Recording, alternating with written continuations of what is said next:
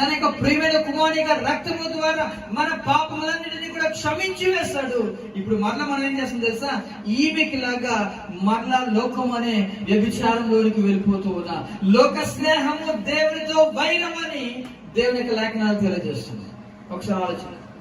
ఇలా వెళ్ళిపోయిన వ్యక్తిని మరలా దేవుని వైపు తిరిగితే ఏమవుతుంది? ఇలా వ్యక్తి అంటే ఇటువంటి వ్యక్తి లోకంలోకి వెళ్ళిపోయాడు, దుర్వ్యాపారం వల్ల అన్ని పోగొట్టుకున్న ఒక చిన్న కుమారుడు వల్ల మరలా తండ్రి దగ్గరికి మరలా వస్తే ఏమవుతుంది? అటువంటి వ్యక్తి ఎలా జీవిస్తాడు? చాలా కష్టం. కానీ ఇక్కడ ఒక ఎగ్జాంపుల్ గా దేవుడు మనతో మాట్లాడుతున్నాడు. అటువంటి స్త్రీ మరలా తిరిగి వస్తే నువ్వు ఖచ్చితంగా ఎలా ఉండాలి తెలుసా? నేను ఎలా అయితే ఉంటానో నువ్వు కూడా అలాగే ఉండాలి.